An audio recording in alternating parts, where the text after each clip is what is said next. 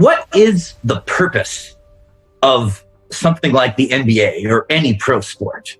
I mean, if it is to be a form of entertainment, sort of giving people this kind of agency and freedom is going to dilute the product to a point where it's all going to collapse.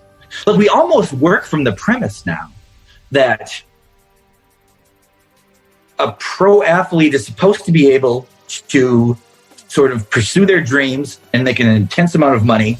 And like, that's actually like kind of a right. But these are leagues, like these are constructed things. This is a false kind of reality. And I don't know if this is like we were talking about the tennis player in the French Open. Yeah. You know, if somebody says like, how do you feel about this? You know, how do you feel about her doing, you know, I mean, you've got to say it's like, I support her. You've got to support people who feel sort of uncomfortable in all this, you know. But like in a larger sense, it does sort of kind of work from this idea that like tennis is supposed to exist as it exists. And it's supposed to be this incredibly lucrative kind of meaningful thing. It's like it exists because people are interested in it.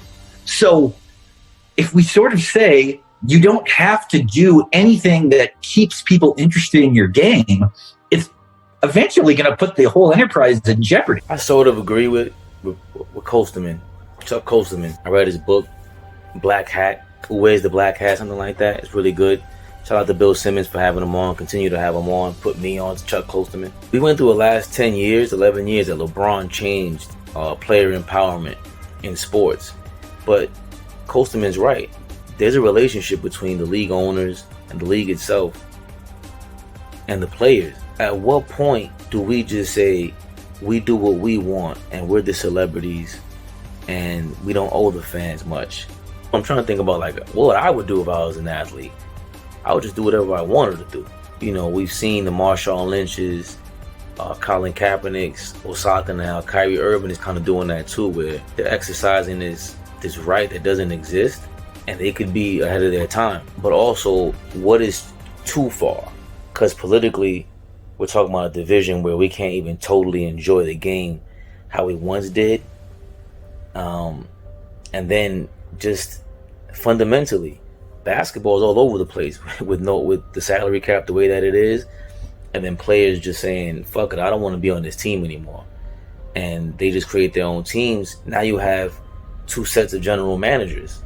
And the NBA is trying to appease the players because they have so much power. The next 10 years are going to be interesting in the league because there was a time period where there was no Michael Jordan and the NBA didn't know what to do. They implemented a zone defense to get Shaq out of the game, the Shaqs out of the world, and have more wing players. It's a totally different game almost. I don't know if there's another league with players with this much empowerment around the world, but the NBA catapulting itself to an international game like soccer, what's going to happen? What do we root for?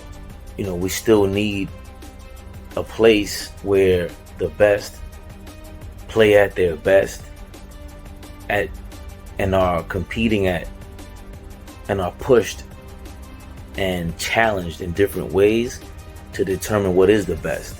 I mean, these are NBA Olympics, you know. These are, well, it's football Olympics, it's tennis Olympics. I mean, tennis is already international. The NBA is not really there yet. So because it's still an American company, an American league. So